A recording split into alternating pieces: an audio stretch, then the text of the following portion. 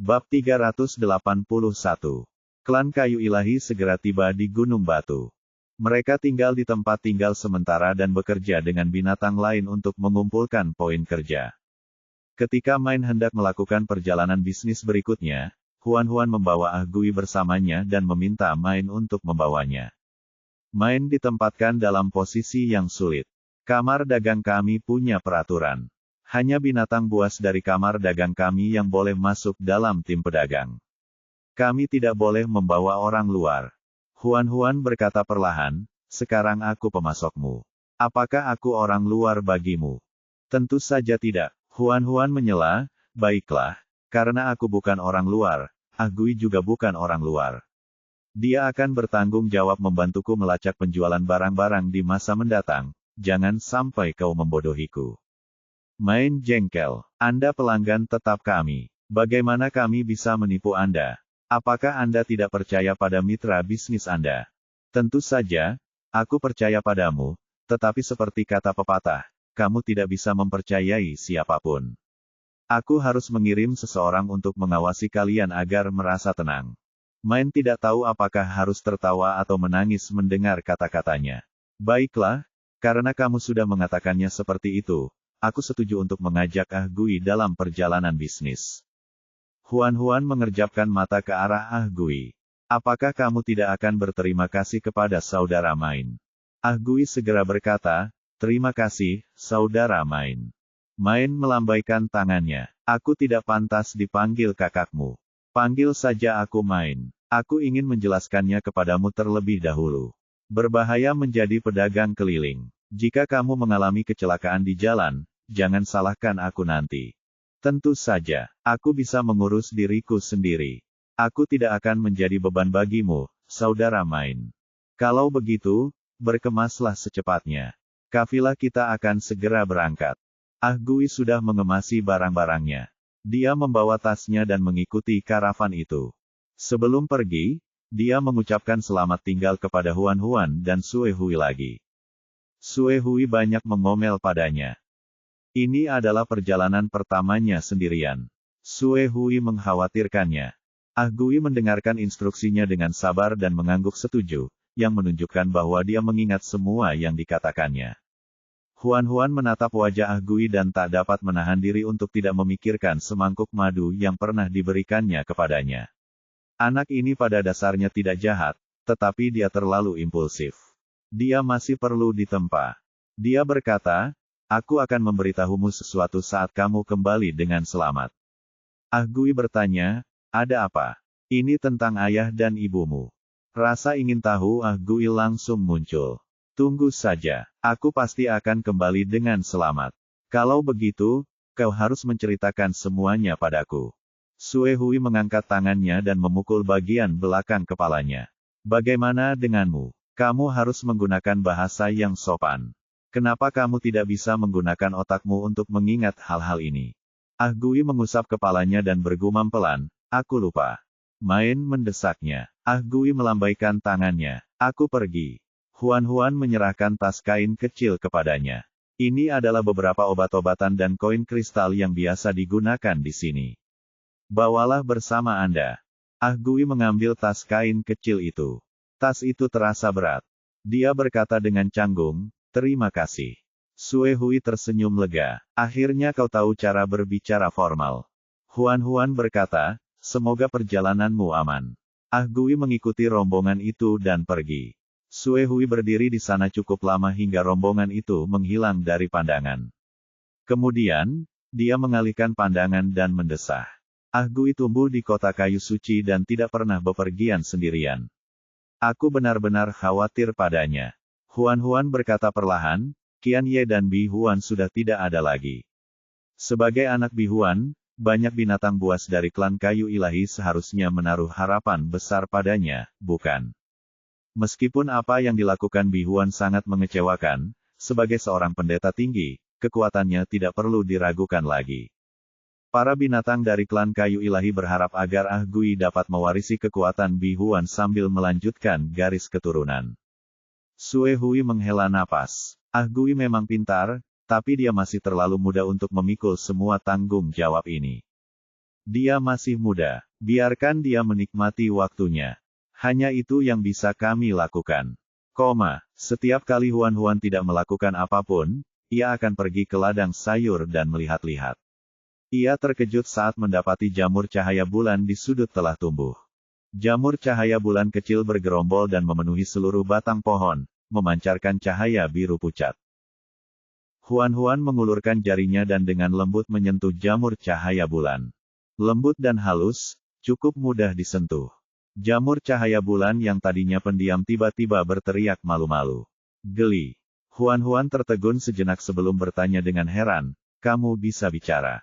Sistem tidak setuju. Jika tanaman merambat bisa bicara, mengapa jamur cahaya bulan tidak bisa? Itu sangat masuk akal sehingga Huan tidak bisa membantah. Dia berlutut dan mengamati jamur cahaya bulan di depannya. "Apakah kamu tahu siapa aku?" Banyak suara terdengar bersamaan seperti paduan suara. Semua orang tahu bahwa kaulah kayu ilahi yang baru, kaulah harapan baru. Huan terhibur dengan cara mereka berbicara. Dia tersenyum dan bertanya, "Kalau begitu, apakah ada di antara kalian yang bersedia membuat kontrak denganku?" "Oh, suatu kehormatan bagi kami untuk membuat kontrak dengan kayu ilahi." Huan berkata perlahan, "Tapi aku hanya punya 18 kristal hijau.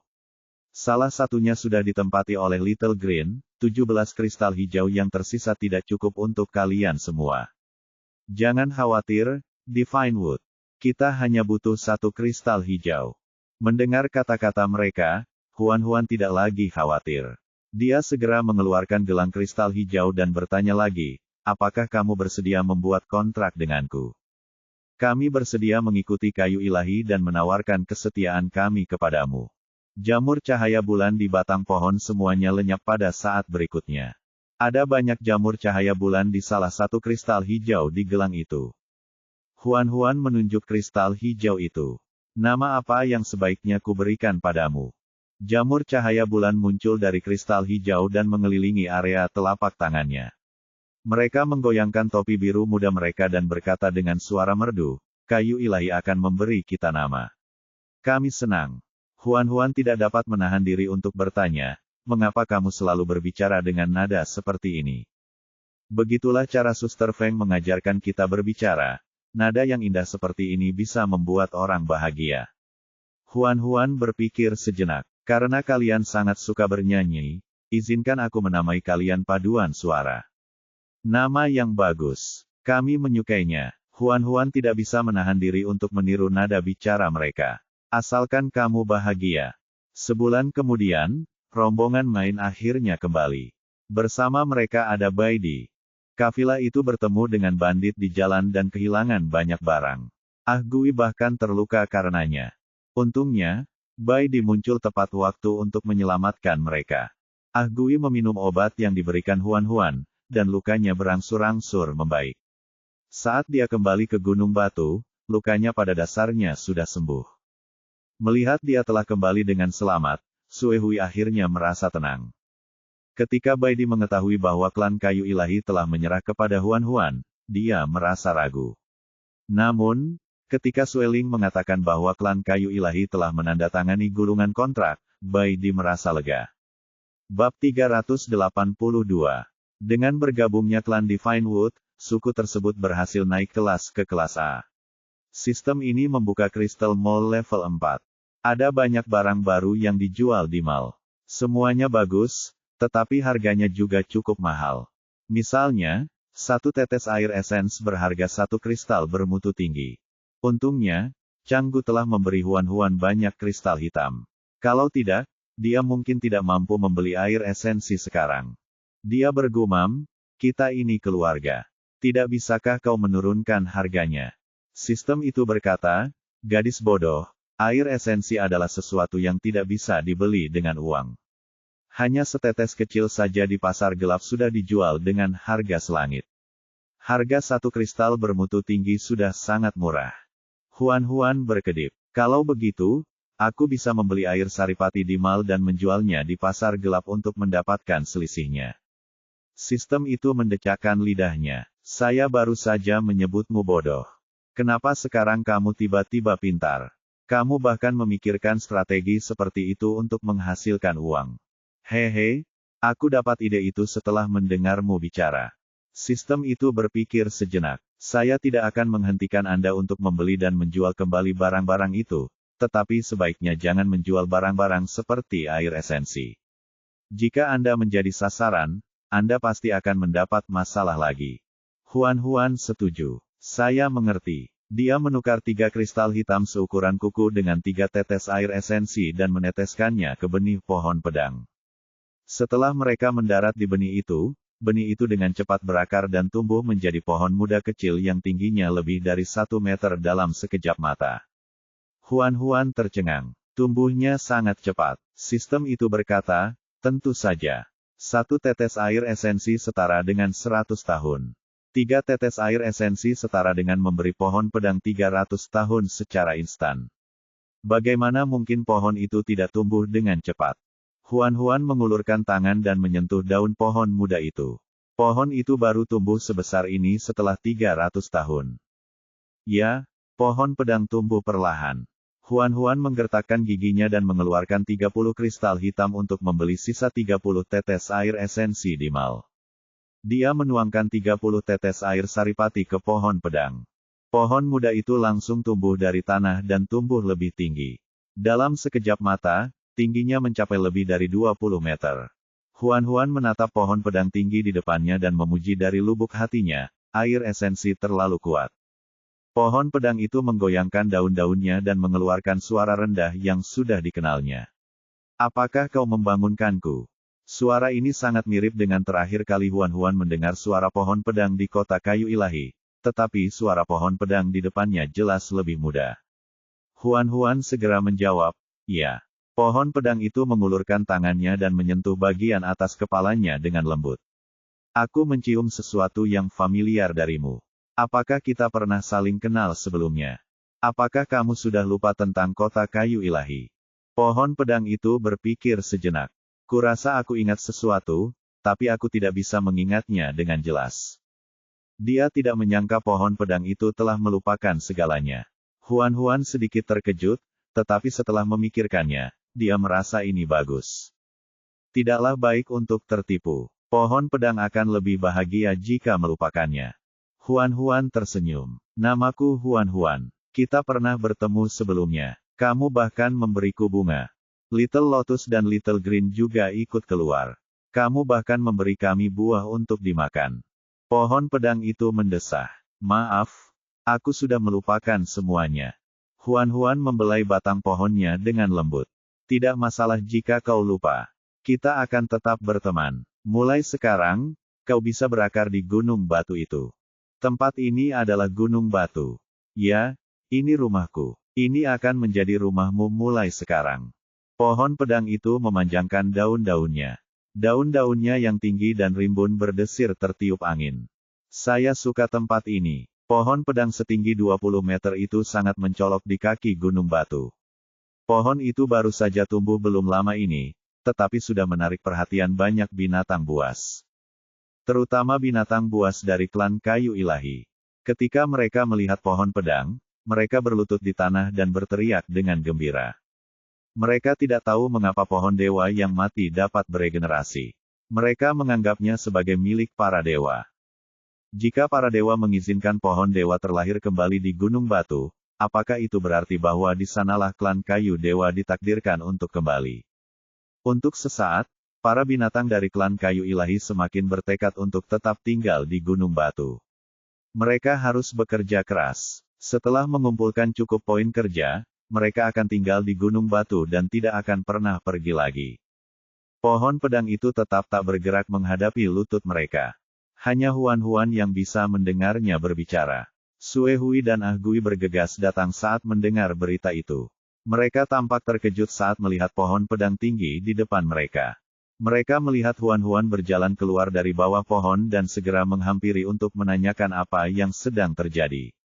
Huan berkata perlahan, ketika aku meninggalkan kota kayu ilahi, pohon pedang memberiku sebuah benih. Pohon ini ditanam dengan benih itu.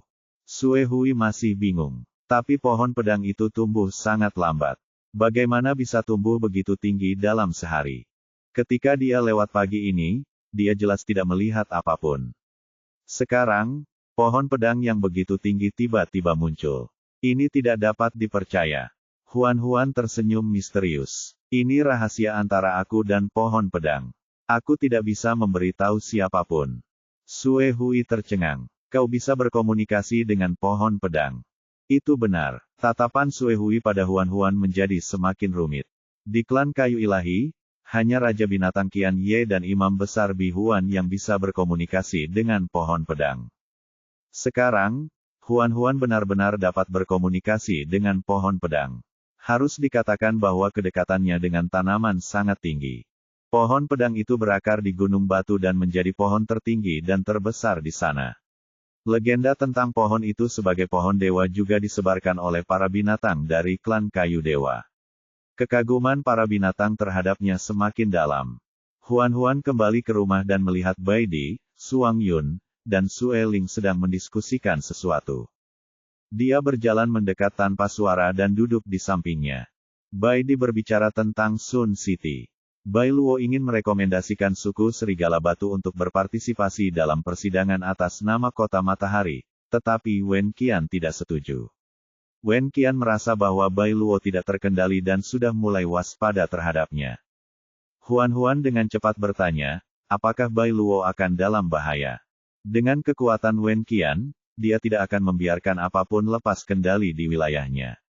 Kurasa dia akan menemukan cara untuk menekan Bai Luo. Jika tidak, dia mungkin akan membunuhnya. Sama seperti bagaimana dia berencana membunuh Ratu dan Xuan Wei. Dia membunuh siapa saja yang menghalangi. Huan sangat khawatir. Lalu Bai Luo. Bai Di mengusap kepalanya. Jangan khawatir. Xuan Wei tinggal di Sun City untuk melindungi Bai Luo secara rahasia. Bai Luo akan baik-baik saja. Xuan Wei sangat kuat. Dengan dia di dekatnya, Bai Luo pasti akan jauh lebih aman. Huan menghela napas lega. Bai Di menatap Suang Yun. Prioritas utama kita sekarang adalah bergegas ke kota 10.000 binatang buas untuk berpartisipasi dalam uji coba. Bai Luo telah mengirimkan rekomendasi untuk suku Serigala Batu ke kota 10.000 binatang buas.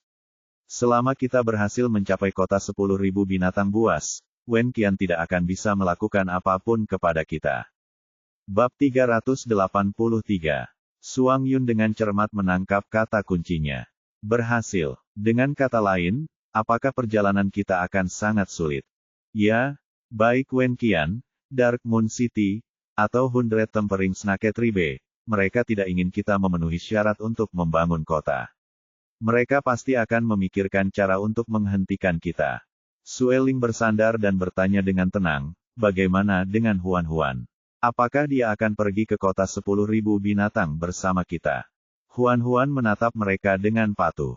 Bai Di berkata, aku tidak percaya dia akan tinggal di Gunung Batu sendirian. Selain itu, pemimpin dan dukun harus muncul bersama untuk berpartisipasi dalam persidangan. Dukun di suku kami adalah Huan. Dia tidak bisa bersembunyi. Bagaimana dengan surat perintah penangkapan Huan di kota 10.000 binatang buas? Selama dia muncul di kota 10.000 binatang buas, dia akan langsung ditangkap sebagai pembunuh. Kita hanya bisa membiarkan Huan menyamar dan menyelinap ke kota 10.000 binatang buas terlebih dahulu. Kemudian, kita akan menemukan kesempatan untuk mencari tahu kebenaran tentang pembunuhan Mater. Setelah kita mendapatkan bukti konkret, kita dapat membuktikan ketidakbersalahan Huan. Pada saat itu, dia akan aman. Sue Ling berkata, ide bagus, tapi berisiko. Bai Di jengkel. Kita tidak punya banyak waktu. Ini cara tercepat. Dia membelai kepala Huan. Aku mungkin akan merepotkanmu sebentar. Huan tersenyum. Saya tidak merasa dirugikan. Karena rencana telah diputuskan, Suang Yun bertanya tentang waktu keberangkatan. Bai Di berkata, ketika persaingan antar suku itu berakhir, persidangan akan resmi dimulai. Kita tidak akan punya waktu lebih dari sebulan. Diperlukan waktu lebih dari setengah bulan untuk melakukan perjalanan dari sini ke kota 10.000 binatang. Suang Yun berkata, memang waktunya tidak banyak. Ayo berangkat besok. Bai Di mengangguk. Itulah yang kupikirkan. Semakin cepat kita pergi, semakin baik.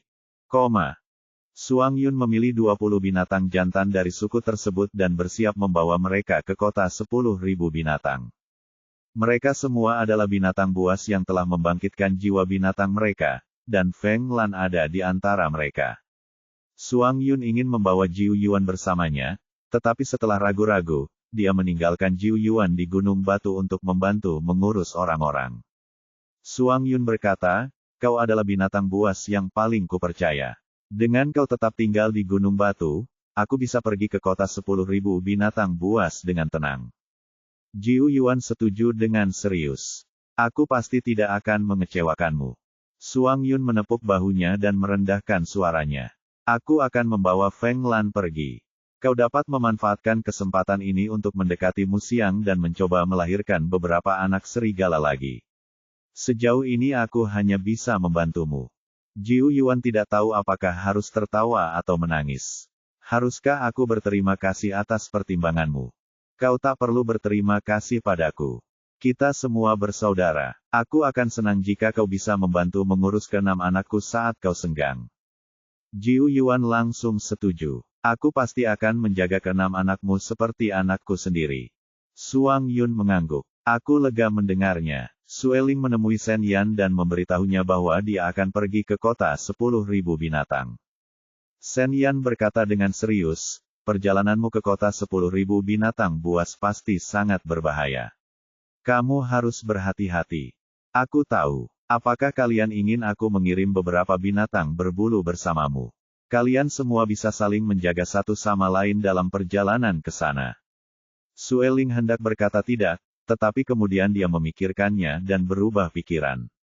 "Baiklah, bawa 2 binatang buas yang lebih cepat untuk ikut denganku. Jika terjadi sesuatu nanti, aku akan meminta mereka untuk mengirim surat balasan." Tampaknya dia ingin membawa binatang berbulu itu bersamanya sehingga dia bisa mengantarkan surat jika perlu. Sen Yan menatapnya tanpa berkata apa-apa. "Jika kamu hanya ingin mengirim surat, kamu bisa mendapatkan beberapa burung saja. Burung biasa tidak bisa terbang di atas kota 10.000 binatang buas. Mereka akan ditembak jatuh." "Baiklah, aku akan mengaturnya." Sueling merapikan pakaiannya. "Setelah aku pergi, ingatlah untuk membantu mengurus suku Serigala Batu. Jika He Guang datang, kamu akan mewakili suku Serigala Batu untuk menghadapinya." Status Jiu Yuan tidak cukup tinggi. Jika dia bertemu He Guang, dia pasti akan menderita. Akan lebih aman jika Sen Yan muncul. Sen Yan setuju. "Saya tahu apa yang harus dilakukan." Sueling hendak pergi ketika dia tiba-tiba mendengar Sen Yan bertanya, "Ada apa dengan pohon pedang di kaki gunung?" Tiba-tiba muncul sebuah pohon pedang besar di kaki gunung. Bukan hanya klan kayu ilahi saja yang peduli, suku bulu juga peduli padanya. Sueling tersenyum ambigu. "Pohon itu ditanam oleh Huan Huan. Aku tidak tahu apa yang sebenarnya terjadi. Kau harus bertanya padanya." Dia berhenti sejenak, lalu dengan sengaja menambahkan, "Tapi Huan Huan bilang itu rahasia. Bahkan jika kamu bertanya, dia tidak akan mengatakan yang sebenarnya. Kalau begitu, mungkin lebih baik jika dia tidak mengatakan apa-apa." Sen Yan tidak bisa berkata apa-apa. "Aku tahu bahwa sejak kamu menjadi pasangan Huan Huan, kamu semakin condong ke arah suku Serigala Batu. Apakah kamu masih ingat bahwa kamu adalah tetua suku bulu kami? Saya sudah menjadi orang tua Anda selama bertahun-tahun dan saya sudah muak. Bisakah saya berhenti?" Sen Yan menggertakkan giginya. "Tentu saja tidak." Sueling mendecak lidahnya. "Membosankan sekali. Aku pergi dulu." Sue Hui menemui Huan Huan dan bertanya padanya tentang perjalanan ke kota 10.000 binatang. "Bukankah kau dicari oleh asosiasi tetua di kota 10.000 binatang buas? Tidak mudah bagimu untuk melarikan diri. Jika kau mengirim dirimu kepada mereka sekarang, bukankah kau akan mencari kematian?" Huan Huan menghiburnya. "Jangan khawatir, Baidi, Suang Yun, dan Sue Ling akan melindungiku. Selain itu, aku tidak bisa bersembunyi selamanya. Masalah dengan Mater harus diselesaikan. Sidang ini adalah kesempatan." Sue Hui masih sangat khawatir. Tapi terlalu berbahaya bagimu untuk pergi ke kota 10.000 binatang seperti ini. Huan memberitahunya rencana mereka. Aku akan menyamar dan memasuki kota 10.000 binatang buas. Aku akan berusaha semaksimal mungkin agar tidak ada yang mengetahui identitas asliku. Apakah ini akan berhasil? Kita tidak akan tahu sebelum kita mencobanya. Melihat tekadnya untuk pergi, Sue Hui tahu bahwa tidak akan ada yang berubah meskipun ia terus membujuk Huan. Ia hanya bisa menghela napas dan berkata tanpa daya, jika kau bersikeras untuk pergi, tolong bawa aku. Huan tercengang. Kenapa kamu ingin pergi? Aku harus menjagamu tetap aman. Aku bersama Bai Di, Suang Yun, dan Sue Ling. Mereka akan melindungiku. Sue Hui menggelengkan kepalanya. Itu berbeda. Mereka semua binatang jantan. Binatang jantan tidak pernah seteliti binatang betina. Selain itu, aku berteman dengan kamar dagang Golden Leaf. Saat kita sampai di kota 10.000 binatang, aku bisa meminta bantuan kamar dagang Golden Leaf. Huan berpikir sejenak. Aku harus membicarakannya dengan Bai Di dan yang lainnya. Oke. Huan menemukan Bai Di dan Suang Yun dan memberitahu mereka tentang permintaan Sue Hui untuk pergi ke kota 10.000 binatang bersama mereka. Suang Yun tidak memiliki keberatan khusus terhadap hal ini. Biarkan saja dia. Tidak masalah apakah dia pergi atau tidak. Bai Di berkata, kita bisa membiarkannya ikut. Dia adalah perwakilan dari klan Kayu Ilahi. Jika kita tidak membiarkannya ikut, seluruh klan Kayu Ilahi akan mengkhawatirkanmu. Huan menggaruk kepalanya. Aku tidak terbuat dari lumpur. Aku tidak akan hancur saat seseorang menyentuhku. Apakah mereka harus mengawasiku seketat itu? Bai Di tersenyum. Mereka khawatir akan keselamatanmu, tetapi mereka juga takut kau akan melarikan diri. Rumahku di sini. Kemana lagi aku bisa lari? Aku tidak tahu. Bai Di menyelipkan rambutnya yang acak-acakan ke belakang telinganya. Kau muncul entah dari mana dan kau tampak seperti jatuh dari langit. Siapa tahu, kau mungkin tiba-tiba menghilang lagi suatu hari nanti. Huan, bab 384. Perkataan Bai Di terdengar biasa saja, tetapi Huan merasa bersalah tanpa alasan. Seperti kata pepatah, si pembicara tidak mempertimbangkan banyak hal, tetapi pendengarlah yang akan terpengaruh. Karena itu, Huan tidak berani bicara omong kosong sepanjang malam. Dia sangat patuh. Saat Huan tidak melihat, Suang Yun mengerutkan kening ke arah Bai Di. Mengapa kamu mengatakan itu padanya? Bai Di tahu dia berbicara terlalu tiba-tiba. Sekalipun dia berpikir demikian, dia tidak dapat mengatakannya. Mereka telah lama membentuk kesepahaman diam-diam untuk tidak bertanya tentang masa lalu Huan atau menyelidiki asal-usul dan masa lalunya. Bai Di terdiam sejenak. Maaf, aku terlalu banyak bicara. Aku akan memperhatikannya nanti. Suang Yun menatapnya. Kami mengerti kekhawatiranmu. Sejujurnya, kami juga khawatir sepertimu tentang apakah dia akan tiba-tiba pergi suatu hari nanti, tetapi kamu tidak boleh menunjukkan kekhawatiran itu. Kamu tahu, masa lalu itu adalah rahasianya. Hanya menyebutkannya saja sudah membuatnya gugup. Bagaimana jika kami membuatnya takut? Bai Di mencubit pelipisnya. Aku tahu. Suang Yun menepuk bahunya dan mendesah pelan. Keesokan paginya, Huan dan yang lainnya meninggalkan Gunung Batu dan menuju kota 10.000 binatang. Serigala putih Frost Perak memimpin di depan tim. Harimau putih menggendong Huan dan mengikutinya dari dekat. Sue Ling dan Sue Hui mengembangkan sayapnya dan terbang di langit bersama dua binatang berbulu lainnya. Mereka melaju lebih cepat. Untuk menghalau angin, Huan secara khusus membungkus dirinya dengan jubah kulit binatang. Dia menutupi wajahnya dengan cadar, hanya memperlihatkan matanya. Dia melirik kembali ke Gunung Batu dan melihat bahwa anak-anak masih memperhatikan mereka dari bawah. Huan melambaikan tangannya agar anak-anak kembali. Pohon pedang yang tinggi berdiri di kaki gunung. Matahari merah terbit perlahan di belakangnya, memberinya tepian keemasan. Tampaknya ia melambaikan tangan selamat tinggal kepada Huan sambil menjaga gunung batu di sampingnya. Ketika gunung batu itu berangsur-angsur menghilang, ia menjadi titik kecil dalam pandangannya. Huan dengan enggan mengalihkan pandangannya dan mendesah. Aku baru saja pergi dan aku sudah merindukan anak-anak. Baidi berkata, jika semuanya berjalan lancar, kita akan pulang dalam 2 bulan. Huan menarik kerah bajunya yang sedikit longgar karena angin, lalu mendesah. Semoga semuanya berjalan lancar. Agar lebih cepat, mereka hanya berhenti semalam setiap 2 hari. Selama 2 hari terakhir, mereka pada dasarnya tidak berhenti kecuali untuk makan dan minum. Mereka menghabiskan hampir sepanjang hari untuk bepergian. Jarang sekali mereka berhenti dan beristirahat malam ini. Semua orang menghela napas lega dan memburu beberapa mangsa di tempat itu. Setelah membunuh mereka, mereka mulai makan. Memanggang daging terlalu memakan waktu. Mereka semua makan daging mentah secara langsung. Meskipun rasanya agak tidak enak, cara ini menghemat waktu mereka. Huan benar-benar tidak tahan makan daging mentah. Untungnya, dia membawa makanan kering. Dia mengeluarkan biskuit dan beberapa buah. Setelah memakannya, dia merasa kenyang. Hutan itu sangat dingin di malam hari. Untungnya, harimau putih itu sangat hangat. Huan bersandar padanya dan menutupi ekornya. Rasanya sangat nyaman. Serigala putih beku keperakan duduk di atas sebuah batu tak jauh dari sana dan memandang ke kejauhan, memperkirakan arah yang harus mereka tuju selanjutnya.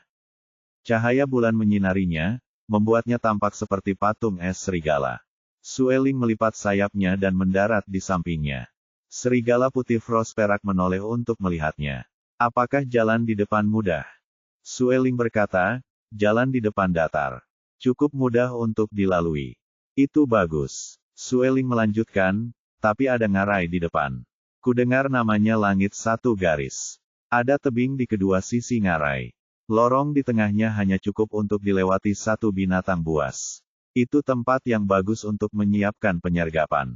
Serigala putih beku perak merenung dan berkata, apakah kau mengatakan bahwa mungkin ada penyergapan di sana? Saya sudah memeriksanya saat saya terbang tadi. Saya tidak melihat jejak aktivitas binatang buas. Tetapi kami tidak dapat menjamin bahwa tidak akan ada orang di sana besok pagi. Sueling mengangguk. Ya, kami tidak bisa menjaminnya. Bagaimana kalau aku terbang lagi dan berkemah di sana untuk malam ini? Kalau aku melihat ada yang datang, aku akan memberi tahu kalian. Namun, serigala putih es perak berkata, lupakan saja.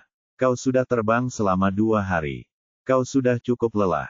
Jangan menyiksa dirimu sendiri. Cepat tidur. Kalau tidak, hati Huan akan sakit jika kau memiliki lingkaran hitam di bawah matamu besok pagi. Sueling tersenyum. Aku ingin dia merasa kasihan padaku. Jangan main-main. Kalau kamu terlalu pintar untuk kebaikanmu sendiri, hatimu akan sakit. Amarah Huan sudah cukup membuatmu menderita. Perkataan Suang Yun mengingatkan Sueling pada pengalaman menyakitkan yang pernah dialaminya setelah membuat masalah. Dia pun menenangkan diri dan memutuskan untuk menahan diri sedikit. Tidak mudah baginya untuk membujuk si betina kecil. Jika dia kehilangan si betina lagi, dia akan menangis sampai mati. Kalau begitu aku akan kembali tidur. Kamu juga harus tidur lebih awal.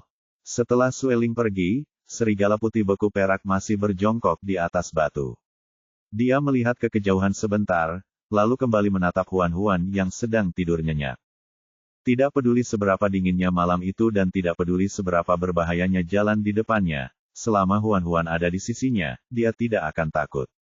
Binatang-binatang itu bangun sebelum fajar keesokan harinya. Baidi melirik Huan yang masih tertidur, dan memberi isyarat agar semua orang diam. Mereka sarapan dengan tenang, lalu berubah menjadi bentuk binatang dan melanjutkan perjalanan mereka. Ketika Huan terbangun, dia menyadari bahwa dia sedang berbaring di punggung harimau putih. Di kedua sisi ada pemandangan yang terus mundur. Semua orang bergegas. Dia duduk dan mengusap matanya. Mengapa kamu tidak membangunkanku? Tanyanya dengan suara teredam. Harimau putih itu menoleh ke arahnya. Kamu lelah. Kamu perlu lebih banyak istirahat. Huan bertanya, apakah kamu tidak lelah? Kamu telah bepergian tanpa henti. Kami tidak lelah.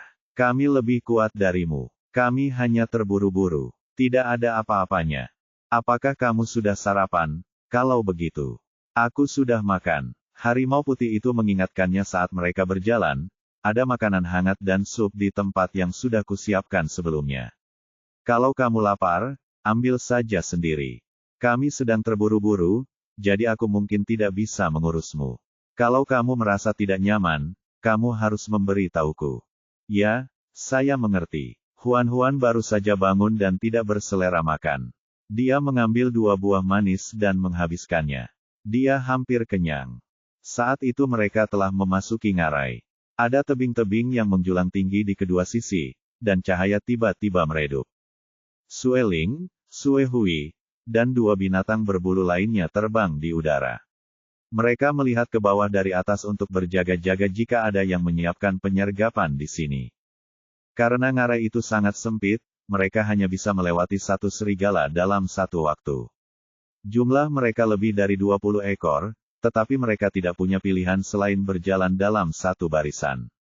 Serigala putih frost perak masih berada di depan. Ia bersiul pelan, memberi isyarat kepada binatang serigala di belakangnya untuk waspada. Huan tampaknya merasakan perubahan suasana. Dia mengangkat kepalanya dan melihat sekeliling. Ada banyak rumput hijau di dinding batu, dan ada aliran air tipis yang mengalir di celah-celah dinding. Terdengar suara tetesan. Huan mengulurkan tangannya. Saat tetesan air mendarat di telapak tangannya, niat membunuh muncul. Lebih dari 30 binatang kecil tiba-tiba keluar dari rerumputan dan menerkam binatang serigala. Bab 385. Binatang-binatang itu sangat pendek. Kulit mereka anehnya berwarna hijau, dan cakar mereka tajam. Mereka sangat cepat.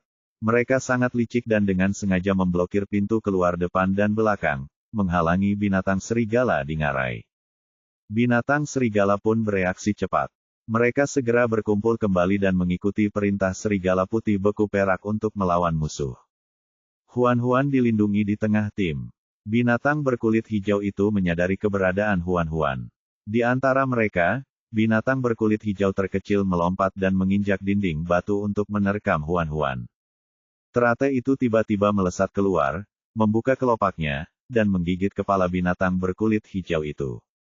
Darah berceceran. Huan bahkan bisa mendengar suara tulang lehernya patah. Kepala binatang berkulit hijau itu digigit hingga putus dan diludahi ke samping.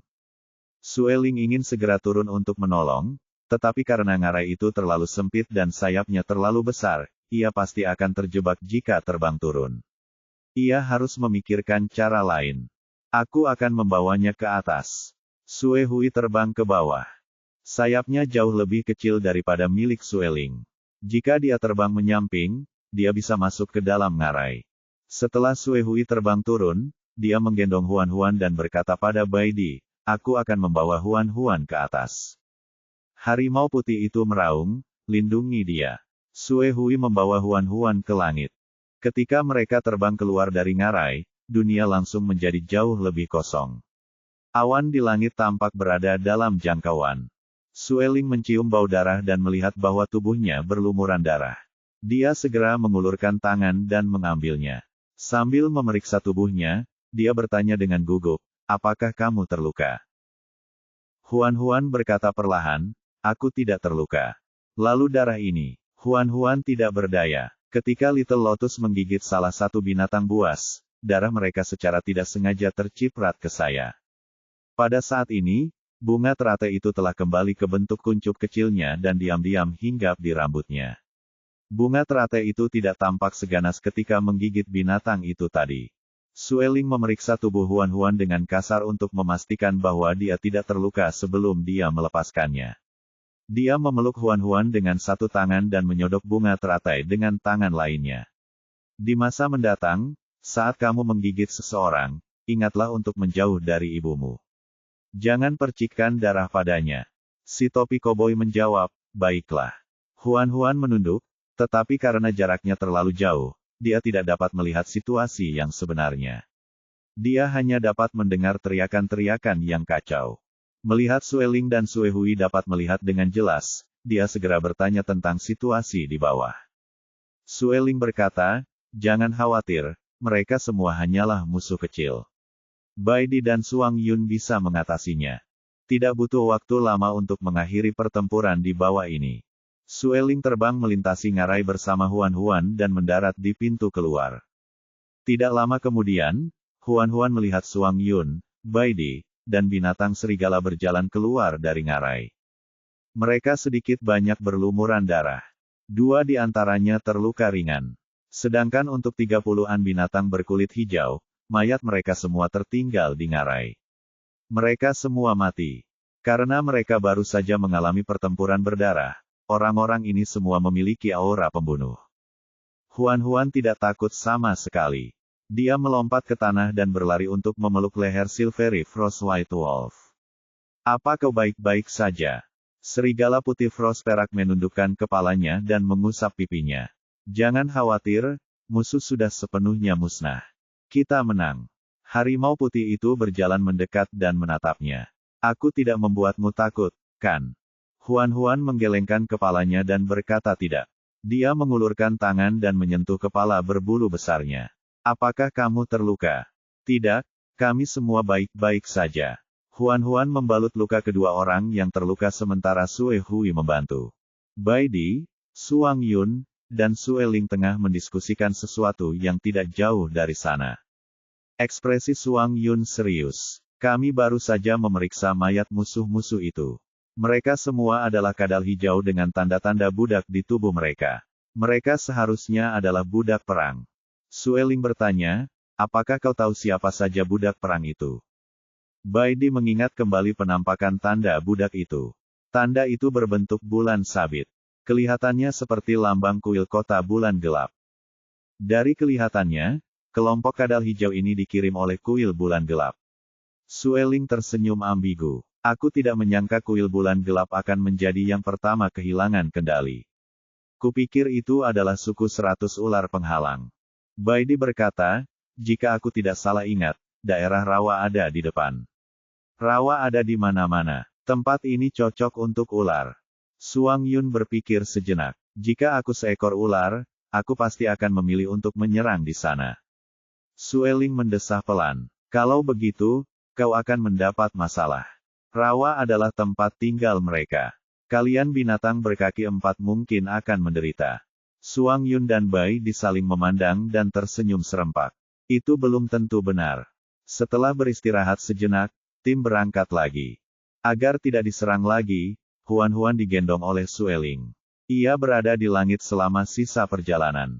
Perjalanan itu benar-benar membosankan. Tak lama kemudian, Huan-Huan bersandar di lengan Sueling dan tertidur. Saat dia bangun, matahari hampir terbenam. Huan-Huan mengeluarkan daging kering dan air dari tempatnya. Dia bertanya, apakah kalian semua sudah makan? Sueling menjawab, ya, saya sudah makan. Huan-Huan mendekatkan dendeng itu ke mulutnya. Kamu masih mau? Sueling tersenyum menggoda. Jika kamu menyuapiku, aku akan memakannya. Lalu buka mulutmu. Aku ingin kau memberiku makan dengan mulutmu. Huan-Huan tersipu. Bahkan saat ini, kau masih bertingkah seperti penjahat. Sueling tertawa pelan. Aku menyukaimu dan ingin selalu dekat denganmu. Ini adalah naluri setiap pria sejati. Itu tidak disebut berandal. Kau jelas-jelas berandalan, tapi kau masih saja mencari-cari alasan untuk dirimu sendiri, gerutu Huan-Huan. Kau mau makan dendeng itu atau tidak? Kalau tidak, aku akan memakannya sendiri. Tepat saat dia hendak mengambil kembali dendeng itu, Sueling tiba-tiba menundukkan kepalanya dan membuka mulutnya untuk menggigit dendeng itu. Entah disengaja atau tidak, ujung lidahnya menyapu ujung jari Huan-Huan. Sentuhan hangat dan lembab membuat hati Huan-Huan bergetar. Dia segera melepaskan jarinya dan membiarkan dia memakan dendeng itu. Sueling perlahan mengunyah dendeng itu, matanya menatap Huan-Huan. Seolah-olah yang digigitnya bukanlah dendeng itu, melainkan gadis kecil di pelukannya. Kulit kepala Huan-Huan menjadi mati rasa karena tatapannya. Dia berpikir dalam hati bahwa dia hanya makan dendeng, tetapi dia sebenarnya merasa bernafsu. Dia benar-benar luar biasa. Huan-Huan tidak berani menatapnya lagi. Dia segera mengalihkan pandangannya dan menundukkan kepalanya untuk memakan dendengnya. Tim segera memasuki wilayah rawa. Sejauh mata memandang, ada rawa-rawa dengan berbagai ukuran. Rawa-rawa itu dipenuhi bangkai hewan-hewan kecil yang tidak sengaja masuk. Bau busuk memenuhi udara. Bahkan Huan-Huan, yang berada jauh, dapat menciumnya. Serigala putih embun beku perak menghantam, dan air di permukaan rawa langsung membeku. Bab 386. Harimau putih itu mencoba menginjaknya. Ada kolam lumpur di bawah. Ketebalan esnya terbatas. Hanya satu binatang yang bisa berjalan pada satu waktu. Jika kita terlalu banyak, esnya akan mudah pecah. Serigala putih frost perak masih berada di garis depan, membekukan rawa satu persatu. Harimau putih mengikuti di belakang dan memerintahkan binatang serigala untuk melangkah melintasi lapisan es satu demi satu. Melihat ini, Sueling, yang sedang terbang di langit, tidak dapat menahan tawa. Mereka benar-benar tahu bagaimana memikirkan solusi. Huan-Huan merasa puas. Baidi dan Suang Yun sangat pintar. Tanpa mereka sadari, binatang serigala itu telah berjalan menuju ke tengah rawa. Harimau putih itu mencium bau yang mencurigakan. Dia segera mengangkat kepalanya dan berteriak, "Ada musuh. Hati-hati." Begitu suaranya jatuh, lebih dari 20 binatang ular keluar dari kolam di samping rawa. Ular-ular besar itu berputar dengan keras di dalam air. Ekor mereka memecahkan es, dan binatang serigala yang berdiri di atas es segera melompat ke daratan terdekat. Namun, satu atau dua dari mereka sedikit lebih lambat dan secara tidak sengaja jatuh ke rawa-rawa. Sueling melirik kedua binatang berbulu di belakangnya. "Bantu mereka." Kedua binatang berbulu itu segera membungkuk dan bergegas turun. Mereka menangkap dua binatang serigala malang yang jatuh ke rawa dan menariknya ke daratan terdekat. Lahan di daerah rawa sangat sempit. Binatang serigala terpaksa berpisah, sehingga mereka tidak dapat bekerja sama satu sama lain.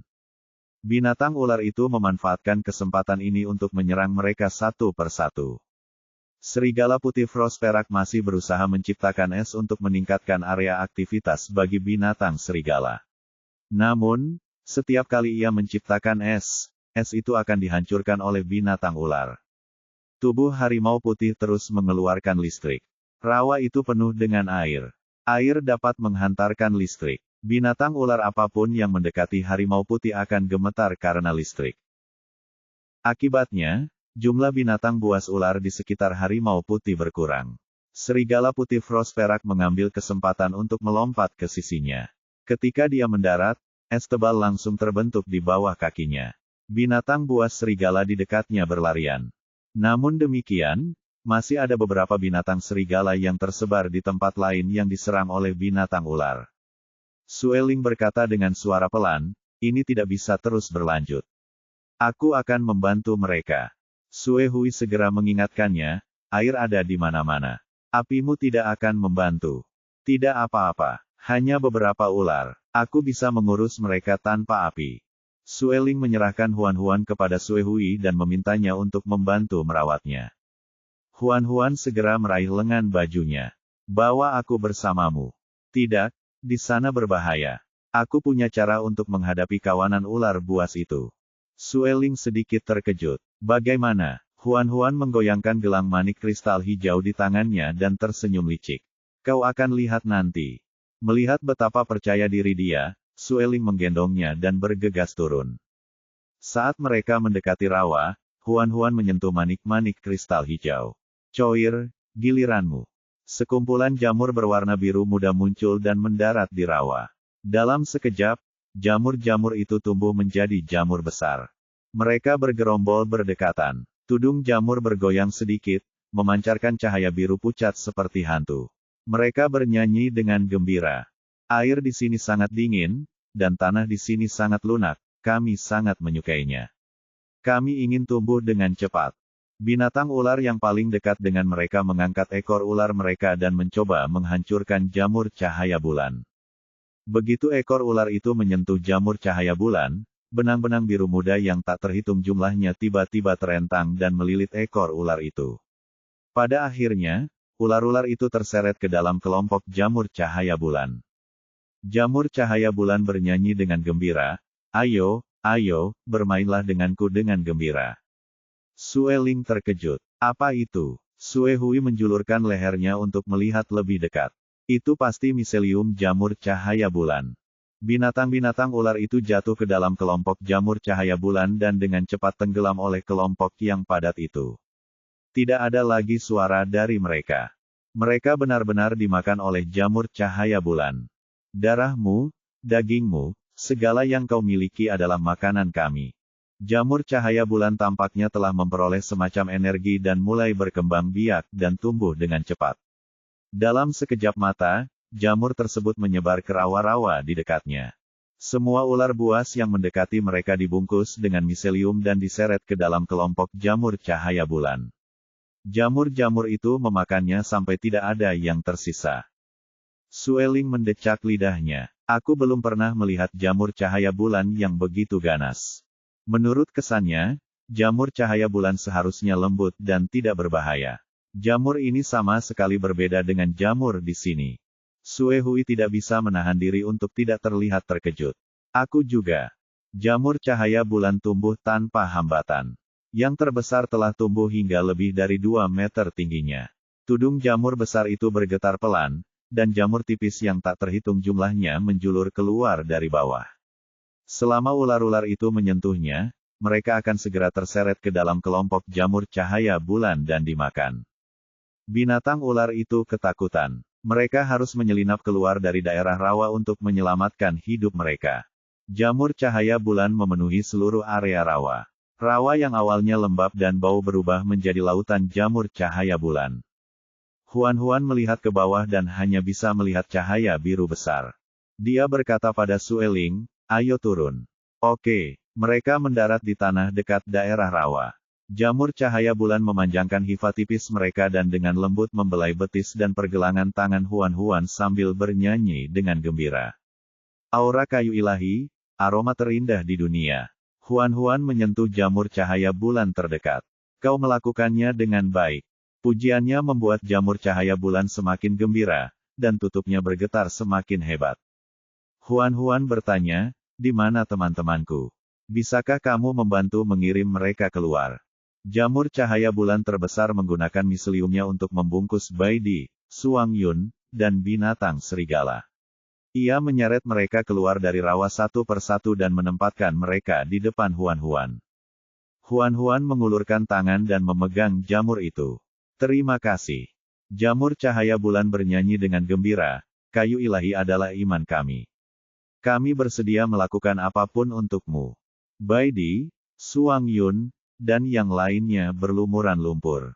Mereka tampak acak-acakan, tetapi untungnya, tidak ada yang terluka. Mereka membersihkan lumpur dari tubuh mereka dan mengibaskan bulu mereka dengan keras. Sueling melirik ke langit. Hari mulai gelap. Mari kita istirahat di sini malam ini sebelum berangkat. Setelah 2 serangan mendadak berturut-turut hari ini, semua orang memang lelah. Suang Yun menoleh ke arah binatang serigala dan berkata, "Beristirahatlah di sini." Feng Lan memanggil kelima temannya dan berencana untuk berburu di dekatnya. Huan-Huan menghentikan mereka. Binatang-binatang ular itu baru saja pergi. Mungkin mereka belum pergi jauh dan masih bersembunyi di dekat sana menunggu kesempatan untuk melancarkan serangan diam-diam. Terlalu berbahaya bagimu untuk berburu sekarang. Tapi makan malam kita, makanlah ini. Huan-Huan menunjuk jamur cahaya bulan di sampingnya. Rasanya seperti daging babi. Kamu pasti menyukainya. Jamur cahaya bulan segera menghasilkan beberapa jamur kecil dan membawanya ke Feng Lan, mengundangnya untuk mencobanya. Feng Lan segera mundur. Tidak, tidak, tidak. Tidak perlu. Hanya memikirkan jamur cahaya bulan ini memakan orang tanpa mengeluarkan tulangnya saja sudah membuat kulit kepalanya gatal. Berani sekali dia memakannya. Bab 387. Pada akhirnya, Feng Lan membawa beberapa teman untuk berburu di dekatnya. Melihat jamur kecil yang mereka bagikan dipandang rendah, Moonlight Mushrooms menurunkan tutupnya karena kecewa. Huan-Huan menyentuhnya. "Jika mereka tidak memakannya, aku akan memakannya." Jamur cahaya bulan segera gembira lagi dan memberinya segenggam besar jamur kecil. Dia menemukan kayu bakar dan menyalakan api. Dia meminta Baidi untuk membantu membuat panci. Setelah air mendidih, dia memasukkan jamur yang sudah dicuci dan mengambil beberapa daging kering. Dia menambahkan bumbu dan memasaknya perlahan. Tak lama kemudian, aroma sup jamur memenuhi udara. Huan mendongak ke arah hutan yang tidak jauh dari sana dan bergumam pelan, mengapa Feng Lan dan yang lainnya belum kembali. Begitu dia selesai bicara, dia mendengar lolongan serigala yang tergesa-gesa. Dari bunyinya, sepertinya suara itu berasal dari hutan. Suang Yun segera berdiri. Itu Feng Lan. Mereka diserang. Aku akan membawa orang untuk melihatnya. Sueling dan Bai Di, tetaplah di sini untuk melindungi Huan. Ia berubah wujud menjadi serigala putih beku keperakan dan langsung menuju hutan bersama para binatang serigala. Huan sangat cemas. Apakah mereka akan baik-baik saja? Bai Di mengusap kepalanya. Jangan khawatir. Mereka akan kembali dengan selamat. Tidak lama kemudian, Suang Yun, Feng Lan, dan yang lainnya berjalan keluar dari hutan. Ketika mereka kembali ke tim, leher Feng Lan berdarah. Binatang buas lainnya pada dasarnya baik-baik saja. Huan segera mengeluarkan buah-buahan kering itu untuk menghentikan pendarahan. Sambil membalut lukanya, ia bertanya apa yang terjadi. Feng Lan berkata, kau benar sebelumnya. Binatang-binatang ular itu tidak pergi jauh. Mereka bersembunyi di hutan dan menyerang kita dalam kegelapan saat kita sedang berburu. Aku ceroboh dan leherku terluka. Huan melihat luka di lehernya. Dengan kedalaman lukamu, jika kamu tidak beruntung, seluruh lehermu akan terpotong. Feng Lan tersenyum. Keberuntunganku memang bagus. Bai Di bertanya, bagaimana dengan binatang ular? Suang Yun menyeka darah dari tubuhnya dan berkata dengan santai, 2 orang melarikan diri. Sisanya semuanya terbunuh. Apakah suku 100 ular penempaan yang mengirim mereka? Saya kira demikian. Sueling berkata setengah bercanda, pertama, kuil bulan gelap, dan sekarang, suku 100 ular penempa. Kerja sama mereka tidak buruk. Jika kita tidak beruntung, kita mungkin benar-benar mati di sini hari ini. Bai Di mengerang. Mereka jelas melakukannya dengan sengaja. Serangan diam-diam di One Line Sky hanyalah sebuah ujian. Bahkan jika mereka tidak bisa membunuh kita, mereka bisa membuat kita kelelahan. Binatang buas ular di rawa adalah kekuatan utama mereka. Tapi sekarang setelah kita membunuh pasukan utama mereka, mereka seharusnya lebih patuh setelah ini, kan? Bai Di tampak berpikir. Saya harap begitu. Suang Yun mengingatkan mereka, jangan lupa, masih ada kuil matahari. Sueling menepuk bahu Bai Di. Kamu lebih mengenal kuil matahari. Menurutmu siapa yang akan dikirim Wen Qian untuk melawan kita? Wen Qian tidak suka bertarung secara langsung. Dia suka mempermainkan hati orang. Menabur perselisihan dan menggunakan orang lain untuk membunuh adalah metode yang paling umum dilakukannya. Sudut mulut Suang Yun berkedut. Jangan bilang kau mengatakan ada pengkhianat di tim kita. Bai Di berkata, itu seharusnya tidak mungkin. Selain aku, yang lain yang kita bawa kali ini semuanya adalah binatang serigala dan binatang berbulu. Tidak peduli seberapa jauh Wen Qian memperluas pengaruhnya, dia tidak akan bisa mencapai suku serigala batu atau suku bulu. Jadi, apa yang kamu katakan? Bai Di memikirkannya. Aku ingat kita akan melewati kota kristal merah selanjutnya, kan? Ya, ada apa dengan Red Crystal City? Red Crystal City telah melekat pada nama Sun City selama bertahun-tahun. Mereka adalah salah satu kekuatan Sun City. Suang Yun mengerutkan kening. Maksudmu kota kristal merah akan membantu Wen Qian menghadapi kita? Seharusnya tidak demikian. Kau adalah pangeran kedua kota matahari. Raja binatang buas saat ini adalah saudara kandungmu. Penguasa kota-kota kristal merah tidak akan punya nyali untuk bersikap kejam padamu. Bai Di berkata, dia tidak perlu punya nyali. Dia akan melakukannya untuk membalas dendam. Pembalasan dendam. Sueling bereaksi cepat. Apakah ini untuk balas dendam? Bai Di menghela napas. Yin Jie adalah putra tunggal penguasa kota-kota kristal merah, tetapi aku memaksa penguasa kota untuk mematahkan kaki putranya sendiri. Hidup Yin Jie hancur. Apakah kau masih berpikir bahwa penguasa kota-kota kristal merah tidak membenciku? Suang Yun masih bingung. Dia tidak mengerti siapa Yin Jie. Bai Di menjelaskan apa yang mereka alami di kota kristal merah. Setelah mendengar ini, Suang Yun sangat tidak puas. Yin Jie benar-benar berani memiliki rencana terhadap Huan. Kau terlalu mudah padanya dengan hanya mematahkan kakinya. Jika aku melihatnya nanti, aku akan membunuhnya. Sueling tersenyum. Tentu, kita akan segera sampai di kota kristal merah. Kau bisa mencari kesempatan untuk membunuh Yin Jie nanti. Aku akan mengawasimu. Jangan menarik kembali kata-katamu. Jangan khawatir, aku serius dengan apa yang aku katakan. Bai Di menyela mereka. Sudah cukup. Jangan menambah bahan bakar ke dalam api. Suang Yun dan Sueling tidak punya pilihan selain berhenti berbicara tentang pembunuhan Yin Jie. Bai Di berpikir sejenak. Demi keselamatan, kita akan mengelilingi kota kristal merah nanti. Memang butuh beberapa hari lagi, tetapi kita tidak harus melawan penguasa kota secara langsung. Itu akan menghemat banyak masalah bagi kita. Suang Yun langsung berkata, tidak. Jika kita melewati kota kristal merah, bagaimana kita bisa membunuh Yin Jie? Sueling juga tampak seperti sedang menonton pertunjukan. Dia menimpali, itu hanya kota kristal merah. Bahkan jika kita menerobos masuk, mereka tidak akan berani melakukan apapun terhadap kita. Bai Di menatap mereka dengan dingin. Tidak bisakah kalian bersikap baik? Suang Yun menggaruk rambut perak pendeknya. Sebenarnya, jika penguasa kota-kota kristal merah benar-benar ingin membalas dendam, bahkan jika kita mengambil jalan memutar, mereka pasti akan menemukan cara untuk menghentikan kita di tengah jalan. Sueling membantu menganalisis. Hanya ada beberapa jalan menuju kota 10.000 binatang buas. Selama penguasa kota kristal merah berusaha sedikit lebih keras, dia pasti akan menyiapkan penyergapan di jalan. Pada saat itu, mereka akan berada dalam kegelapan sementara kita akan berada dalam cahaya. Posisi kita akan sangat pasif.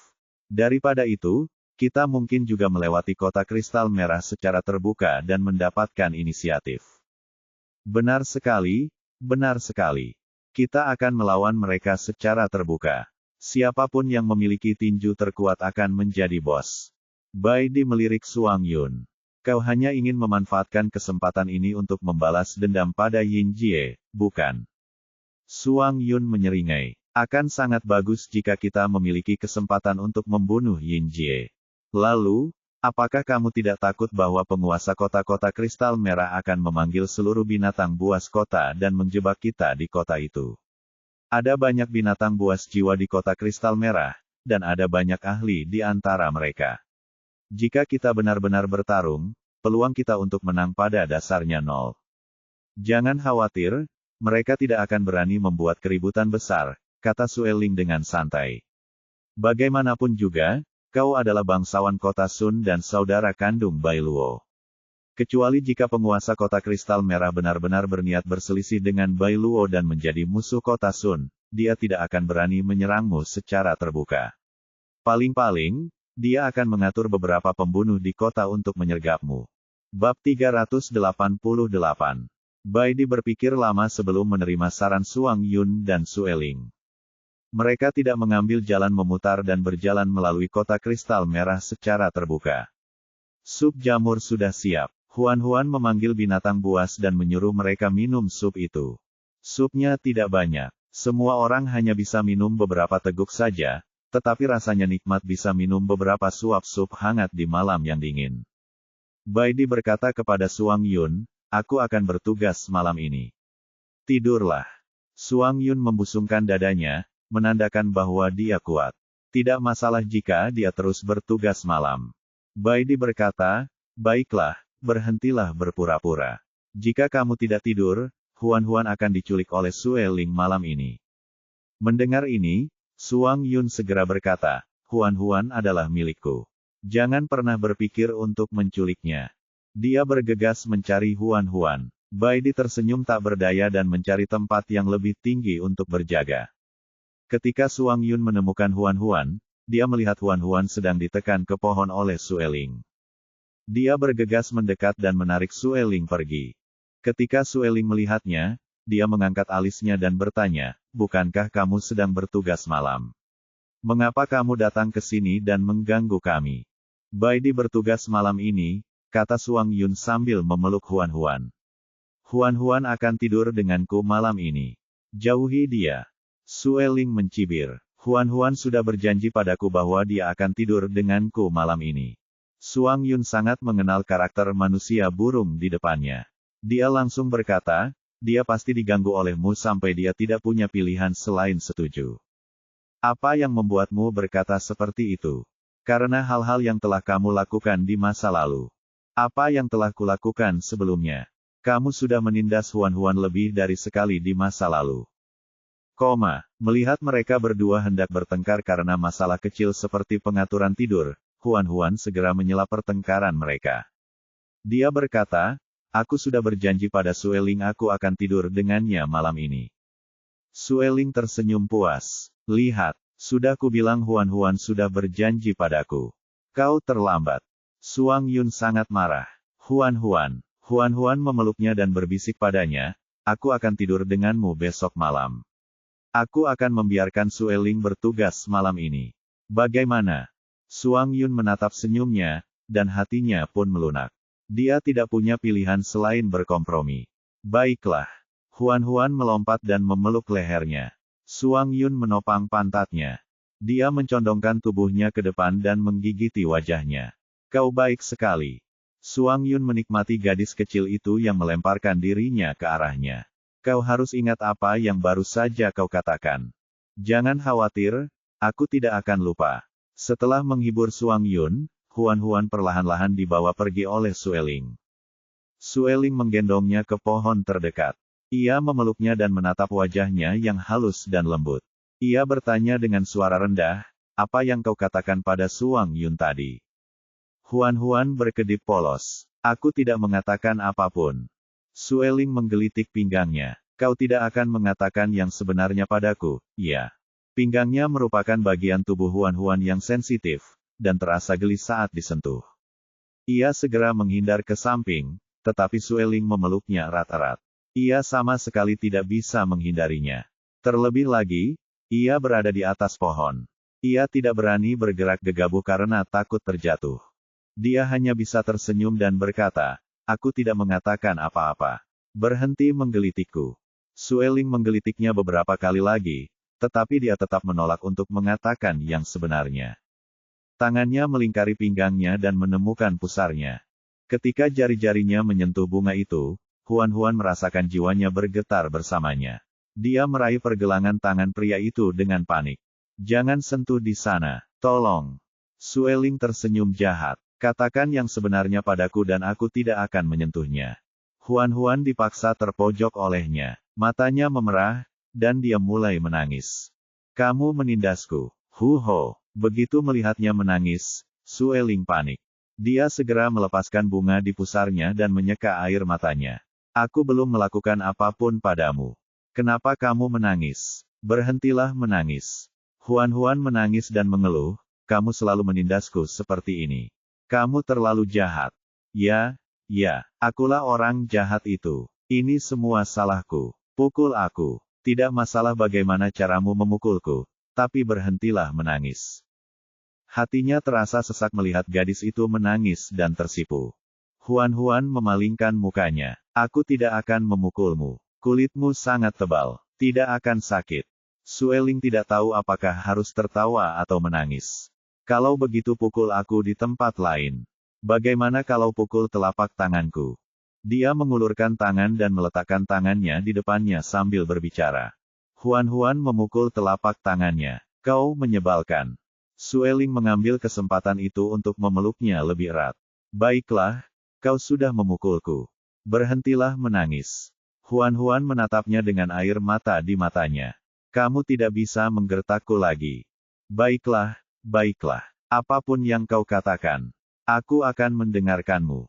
Huan-Huan mendengus. Kamu selalu mengakui kesalahanmu dengan sikap yang baik, tetapi kamu tidak pernah menyesalinya. Sueling menundukkan kepalanya dan menjilati air mata di sudut matanya. Dia berbisik, sudah larut malam. Tidurlah. Kamu harus bangun pagi besok. Huan-Huan baru saja menangis untuk mengalihkan perhatiannya dari bermain dengan bunga di perutnya. Sekarang setelah dia mencapai tujuannya, dia berhenti saat dia masih unggul. Dia bersandar di dada pria itu dan memejamkan mata. Dia pun tertidur dengan cepat. Keesokan paginya, saat matahari terbit, jamur cahaya bulan kembali menjadi manik kristal hijau. Para binatang terbangun, bergegas memakan sarapannya, dan meneruskan perjalanan mereka. 3 hari kemudian, mereka melihat gerbang kota kristal merah. Ada penjaga yang menjaga pintu.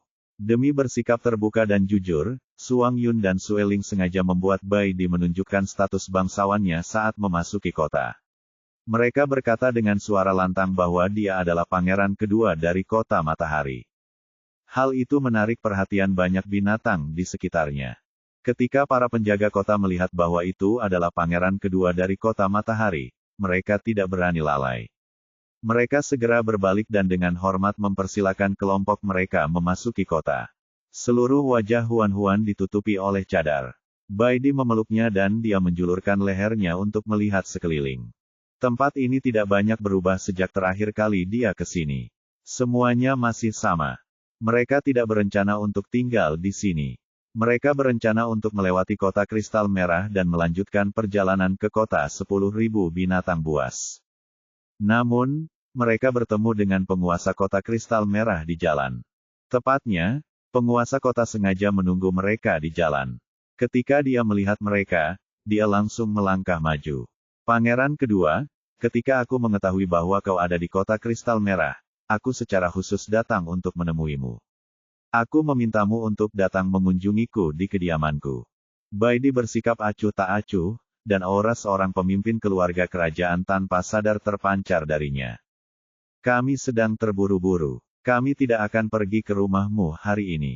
Kita bicarakan lain waktu saja. Tuan kota segera berkata, hanya sebentar saja. Saya sudah meminta para koki untuk menyiapkan banyak makanan. Tolong bantu saya, Yang Mulia. Bai Di meliriknya. Bagaimana kalau aku tidak setuju? Tuan kota sedikit terkejut karena dia tidak menyangka pihak lain akan mengatakan hal seperti itu di depan umum. Dia sangat marah, tetapi senyum di wajahnya menjadi semakin patuh. Karena Yang Mulia sedang dikejar waktu, tentu saja saya tidak bisa menunda urusan Anda. Tidak apa-apa jika Anda tidak ingin mengunjungi kediaman saya. Saya sendiri yang akan mengantar Anda keluar kota. Bab 389. Penguasa kota secara pribadi memimpin jalan. Suang Yun dan yang lainnya mengikutinya saat mereka berjalan dengan angkuh melalui jalan-jalan kota. Suang Yun dan yang lainnya telah masuk melalui gerbang kota. Mereka sekarang keluar melalui gerbang kota barat. Tetapi saat mereka hendak mencapai gerbang kota barat, sekelompok binatang buas tiba-tiba menyerbu keluar dan menyerang Suang Yun dan yang lainnya tanpa sepatah kata pun.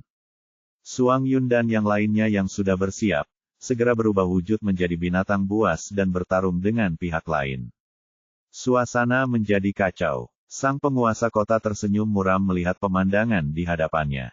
Yin Jie, akhirnya aku bisa membalaskan dendammu. Dia telah berencana untuk memikat Bai Di dan yang lainnya ke kediamannya dan meracuni makanan mereka. Sayangnya, Bai Di dan yang lainnya tidak tertipu. Penguasa kota tidak punya pilihan selain menggunakan kekerasan. Dia sudah memikirkannya. Jika Bai Luo melanjutkan masalah ini setelah selesai, dia hanya perlu mengatakan bahwa ada pembunuh di kota itu dan dia tidak tahu siapa yang mengirim mereka. Dia hanya akan menyalahkan para pembunuh itu. Bagaimanapun juga, Imam Besar Wen Qian telah berjanji bahwa selama dia dapat menyingkirkan Bai Di dan yang lainnya, dia akan mengurus sisanya. Dia tidak hanya bisa membalaskan dendam putranya, tetapi dia juga tidak harus menanggung tanggung jawab. Ini adalah kesepakatan yang bagus bagi penguasa kota. Seorang pelayan di sampingnya menasihati, pemandangannya terlalu kacau. Tuan kota, silakan pergi dan bersembunyi dulu. Oke, penguasa kota berbalik dan hendak pergi. Huan-Huan, yang digendong Sueling dan terbang di udara, melihat pemandangan ini. Ia segera mengeluarkan busurnya dan menariknya. Ia membidik punggung penguasa kota.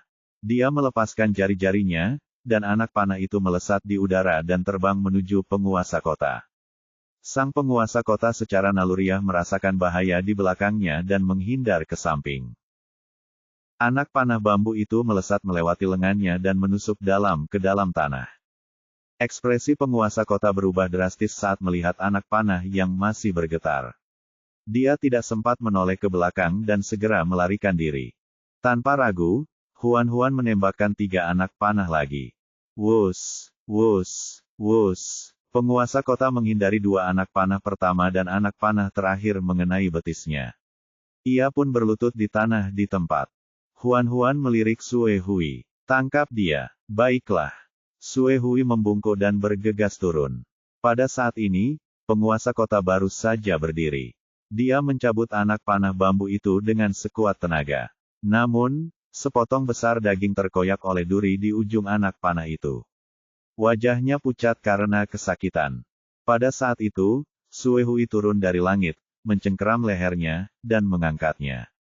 Para penjaga di sekitarnya bergegas datang untuk membantu.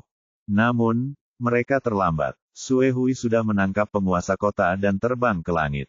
Huan berkata perlahan, dengan adanya Sandera, akan lebih mudah bagi kita untuk melakukan sesuatu. Sue Ling tertawa. Aku tahu kamu makin pintar akhir-akhir ini. Tadi malam, dia sengaja menangis untuk menakut-nakutinya dan membuatnya berinisiatif untuk berkompromi. Hari ini, dia menggunakan trik yang sama lagi. Proses berpikirnya lebih cepat daripada orang lain. Huan mengangkat dagunya dan berkata dengan bangga, aku tidak bodoh sejak awal. Ya, sepertinya aku meremehkanmu. Sue Ling terbang ke tembok kota bersama Huan dan meminta Little Green mengikat penguasa kota dengan erat sebelum menggantungnya di tembok kota. Sue Ling menatap orang-orang di bawah dan berkata dengan tenang, Bismen dari kota kristal merah, lihat ini baik-baik. Penguasa kotamu sekarang ada di tembok kota. Jika ada di antara kalian yang berani bergerak lebih jauh, aku akan segera membunuhnya. Begitu dia mengatakan hal itu, suasana yang awalnya kacau tiba-tiba menjadi sunyi sesaat, lalu menjadi sangat gaduh. Banyak binatang buas berteriak dengan cemas memanggil penguasa kota agar berhati-hati. Betis dan lengan penguasa kota masih berdarah. Dia mengangkat kepalanya dengan susah payah. Orang-orang yang mencoba membunuhmu tidak ada hubungannya dengan kota kristal merah.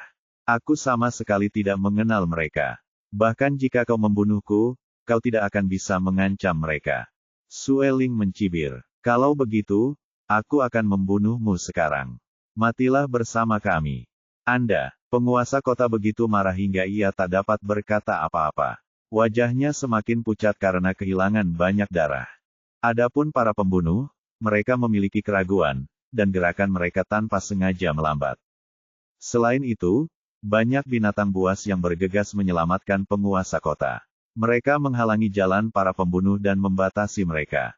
Suang Yun, Bai Di, dan yang lainnya memanfaatkan kesempatan untuk keluar dan bergegas ke gerbang kota barat.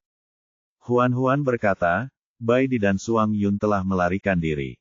Haruskah kita membiarkan mereka pergi? Sue Ling bertanya alih-alih menjawab, aku memujimu karena kepintaranmu tadi. Kenapa sekarang kamu jadi bodoh? Huan tidak senang. Bagaimana mungkin aku bodoh? Karena kita sudah terang-terangan menggunakan penguasa kota sebagai sandera, itu sama saja dengan berselisih dengannya secara resmi. Jika kita melepaskannya sekarang, dia pasti akan mencari masalah dengan kita nanti. Lalu apa yang harus kita lakukan? Kita tidak bisa membunuhnya di depan begitu banyak orang, kan? Ya, membunuhnya memang ide yang bagus. Huan segera berkata, bagaimanapun, dia adalah seorang penguasa kota.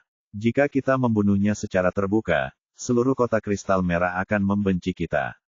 Terlebih lagi, kota 10.000 binatang buas pasti tidak akan membiarkan kita lolos. Jangan gegabah. Dia pantas mati karena mencoba membunuh keluarga kerajaan. Apa salahnya kita membunuhnya? Huan tercengang. Ada Bai Di tim mereka. Bai Di memang anggota keluarga kerajaan yang sah. Upaya pembunuhan terhadapnya merupakan kejahatan berat. Tapi kita tidak punya bukti bahwa para pembunuh ini dikirim oleh penguasa kota Red Crystal City, kan? Kamu bisa memiliki bukti sebanyak yang kamu inginkan selama kamu punya hati. Huan bereaksi cepat. Jangan bilang kau ingin membuat bukti palsu. Sue Ling tersenyum namun tidak berkata apa-apa. Huan sangat takut dengan keberaniannya sehingga dia tidak tahu harus berkata apa. Pada akhirnya, dia hanya bisa berkata, lakukan apapun yang kamu mau. Sue Ling mencium pipinya dan meninggalkannya dalam perawatan Sue Hui. Ia terbang ke bawah, menangkap penguasa kota, dan menggali jantungnya. Darah pun langsung berceceran, membuat semua binatang yang ada di situ ketakutan. Sueling melihat sekeliling dan menghancurkan jantung di tangannya. Dia berkata dengan dingin, penguasa kota terkenal dari kota kristal merah berusaha membunuh seorang anggota keluarga kerajaan. Dia pantas mati. Tepat pada saat itu, Yin Jie tiba. Ia duduk di atas kudanya, kedua kakinya menggantung ke bawah dengan cara yang sangat tidak wajar.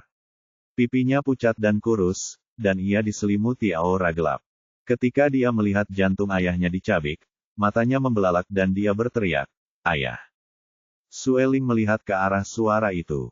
Menurut aturan, sebagai putra penguasa kota Red Crystal City, kau juga akan dieksekusi. Yin Jie meraung, apa hakmu untuk mengatakan bahwa ayahku mencoba membunuh anggota keluarga kerajaan? Bukti apa yang kau miliki? Tentu saja, saya punya buktinya. Sueling terbang turun dan menangkap seorang pembunuh untuk mempertanyakan siapa yang mengirimnya. Pembunuhnya menolak mengatakannya. Sueling bertanya, apakah kau ingin merasakan sensasi jantungmu digali? Ketika pembunuh itu mengingat kematian tragis penguasa kota sebelumnya, hatinya menjadi dingin. Dia langsung meracuni dirinya sendiri. Melihat bahwa dia sudah mati, ekspresi Sueling tetap tidak berubah. Dia mengulurkan tangan dan mencari kristal merah. Sueling mengangkat kristal merah itu. Lihat, kristal merah ini memiliki lambang unik kota kristal merah di permukaannya. Ini adalah sesuatu yang hanya dimiliki oleh penguasa kota-kota kristal merah. Sekarang setelah itu muncul pada para pembunuh, bukankah ini berarti para pembunuh ini dikirim oleh penguasa kota? Terjadi keributan. Bab 390. Tentu saja, Yin Jie menolak untuk mengakui bahwa ayahnya telah memberikan kristal merah kepada para pembunuh. Ayahku adalah orang yang sangat berhati-hati. Bagaimana mungkin dia memberikan hal yang begitu jelas kepada para pembunuh ini? Seseorang pasti telah mencuri kristal merahnya dan dengan sengaja menjebaknya.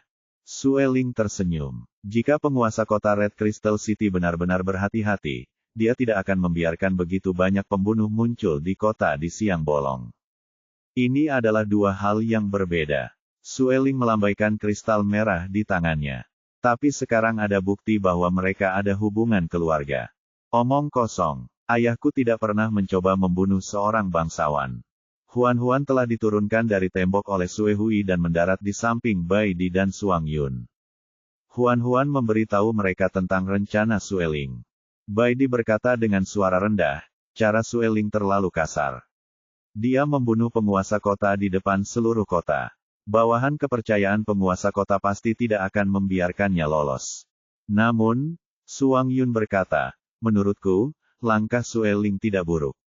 Bagaimanapun, dia sudah terbunuh. Kita hanya perlu bersikeras bahwa dia yang menyerang lebih dulu. Tidak sesederhana itu. Masalah ini melibatkan kuil matahari. Wen Qian pasti akan berusaha sekuat tenaga untuk menyalahkan kita atas kejahatan pembunuhan tanpa pandang bulu. Jadi apa yang harus kita lakukan sekarang? Niat membunuh terpancar di mata Bai Di. Karena kita sudah menyerang, kita tidak bisa berhenti. Tidak masalah apakah kita membunuh satu atau dua lagi. Maksudmu, bunuh Yin Jie dan semua bawahan terpercaya yang ditinggalkan oleh penguasa kota. Jangan biarkan seorang pun hidup. Tidak akan ada bukti. Suang Yun memutar lehernya, matanya yang hijau tua dipenuhi dengan kegembiraan. Aku suka ide itu. Dia sudah lama ingin membunuh Yin Jie. Bai Di membelai kepala Huan, lalu berkata kepada Sue Hui, jaga Huan. Kami akan segera pergi setelah selesai. Sue Hui setuju. Huan memegang tangannya. Kamu harus berhati-hati. Suang Yun menghitung jumlah orang dan memimpin binatang serigala kembali dengan agresif. Huan tidak dapat melihat ke dalam kota dan mondar-mandir dengan cemas. Dia ingin Choir membantu, tetapi sistem memberitahunya sesuatu. Jamur cahaya bulan hanya dapat tumbuh di tempat yang lembab dan gelap. Jamur ini tidak akan tumbuh di lingkungan yang kering seperti Red Crystal City. Huan yang tidak dapat membantu, menjadi semakin cemas. Sue Hui bertanya, apakah kamu ingin aku menerbangkanmu sehingga kamu bisa melihatnya? Huan mengangguk dan berkata ya. Sue Hui mengangkatnya, mengembangkan sayapnya, dan terbang ke langit. Selama mereka menundukkan kepala, mereka dapat melihat dengan jelas situasi di kota. Kota itu kacau balau. Di bawah pimpinan Suang Yun, para serigala buas pergi menangkap para pembunuh. Bai Di pergi mencari bawahan kepercayaan yang ditinggalkan penguasa kota dan membunuh mereka semua. Sueling memanfaatkan kemampuannya untuk terbang dan dengan cepat menemukan Yin Jie yang tenggelam di antara kerumunan. Dia membungkuk dan meraih Yin Jie. Yin Jie berteriak ketakutan, "Apa yang kau inginkan? Lepaskan aku." Sueling tersenyum lembut, tanpa perasaan. "Aku akan mengirimmu untuk menemani ayahmu." Anda, sebelum Yin Jie sempat menyelesaikan ucapannya, Sueling melepaskannya. Yin Jie langsung terjatuh ke tanah dengan cepat seperti layang-layang yang talinya putus. Dia jatuh berkeping-keping, dagingnya hancur berantakan. Penguasa kota dan putranya tewas satu persatu. Para penjaga di kota itu tidak memiliki pemimpin. Ditambah dengan para pembunuh yang melarikan diri kemana-mana, seluruh kota kristal merah menjadi kacau. Beberapa binatang pemalu bersembunyi di rumah, menutup pintu dan jendela. Mereka tidak berani menunjukkan wajah mereka. Tidak lama kemudian, bawahan kepercayaan penguasa kota semuanya ditemukan dan dibunuh. Suang Yun memerintahkan anak buahnya untuk menyatukan tubuh mereka dengan tubuh para pembunuh. Mereka membentuk sebuah gunung kecil. Sueling melemparkan bola api ke bawah dan membakar semua mayat. Api itu hampir dapat membakar seluruh langit. Bau daging yang terbakar memenuhi seluruh kota kristal merah. Semua orang di kota itu dalam bahaya. Harimau putih itu mondar-mandir di jalanan kota seperti seorang tiran kejam yang berpatroli di wilayah kekuasaannya. Cakarnya berlumuran darah, dan dia dipenuhi dengan niat membunuh. Ia mengalihkan pandangan mata birunya, tatapan dinginnya menyapu wajah-wajah yang bersembunyi di balik pintu dan jendela. Ia mengucapkan setiap kata dengan jelas. "Kau pasti sudah melihat semuanya sekarang. Ini adalah konsekuensi dari upaya pembunuhan keluarga kerajaan. Jika kau berani melindungi kaki tangan mereka, aku jamin kau akan terbakar menjadi abu bersama mereka." Semua binatang yang tersapu oleh tatapannya gemetar ketakutan. Mereka buru-buru menutup pintu dan jendela, lalu masuk ke dalam rumah. Serigala putih beku keperakan melompat ke tembok kota dan mengangkat kepalanya untuk melolong. Raungannya membelah langit, menandakan mereka adalah pemenang pertempuran ini. Hewan-hewan berbulu itu mengembangkan sayapnya dan terbang di atas kota, mencari siapa saja yang selamat. Mungkin mereka ketakutan setengah mati oleh metode biadab mereka, tetapi kemudian, 3 keluarga lainnya menyerahkan para pembunuh dan bawahan kepercayaan penguasa kota yang bersembunyi di rumah mereka. Di tengah kutukan para bawahan penguasa kota dan para pembunuh, leher mereka digigit oleh binatang buas serigala. Mayat mereka kemudian dilemparkan ke lautan api. Huan menyaksikan semua ini dari langit dan tak kuasa menahan diri untuk bergumam, "Kita tampak seperti penjahat dalam beberapa acara TV. Kita membunuh tanpa berkedip. Cepat atau lambat, kita akan menjadi umpan meriam." Sue Hui bingung. "Hah? Apa yang kau katakan? Tidak ada apa-apa." Baru setelah mayat-mayat itu terbakar menjadi abu, api berangsur-angsur padam. Serigala putih es keperakan melolong lagi, memberi isyarat agar mereka berkumpul. Binatang serigala itu kembali ke sisi pemimpinnya dan meninggalkan kota kristal merah dengan agresif sambil mencium bau darah. Sueling terbang ke sisi Huan. Matanya yang sudah berkilau menjadi lebih berkilau setelah diwarnai darah. "Menurutmu, apakah aku terlihat tampan saat membunuh musuh tadi?" Huan awalnya berpikir bahwa dia tampan, tetapi ketika dia mendengarnya mengatakannya secara terus terang, dia langsung merasa bahwa dia tidak tampan sama sekali. Dia sangat kekanak-kanakan. Dia mengulurkan tangannya. "Gendong aku. Aku ingin melihat bagaimana keadaan Bai Di dan Suang Yun." Namun, Sueling berkata, "Sekarang aku mencium bau darah. Biarkan Sue Hui yang menjatuhkanmu." Huan meraih lengan bajunya. "Aku ingin kau memelukku." Sueling tidak punya pilihan lain. Dia tersenyum manis dan tak berdaya saat menariknya ke dalam pelukannya. Huan mengusap dadanya. Dia benar-benar mencium bau darah yang kuat. Namun dia aman. Itu sudah cukup. Sueling menggendongnya dan terbang turun, mendarat di samping Bai Di dan Suang Yun. Harimau putih dan serigala putih beku keperakan memiliki beberapa luka di tubuh mereka. Untungnya, luka mereka tidak serius. Huan-Huan segera menghentikan pendarahan mereka dan membalut luka mereka. Ada juga binatang lain yang sedikit banyak terluka. Yang paling parah adalah Feng Lan. Lengan kanannya telah digigit habis. Huan-Huan menghentikan pendarahannya, tetapi dia tidak dapat membantunya memulihkan lengannya. Dia mungkin akan menjadi binatang lumpuh selama sisa hidupnya. Di suku serigala, binatang buas dengan tubuh yang tidak lengkap tidak bisa lagi bertarung dan berburu. Mereka tidak berguna. Mereka akan berakhir ditelantarkan atau tertekan. Feng Lan menggertakkan giginya dan menahan rasa sakit dari lukanya. Matanya merah saat dia memohon, cari saja tempat untuk menurunkanku. Saat kamu melihat Musiang saat kamu kembali, bantu aku meminta maaf padanya. Aku tidak bisa kembali lagi.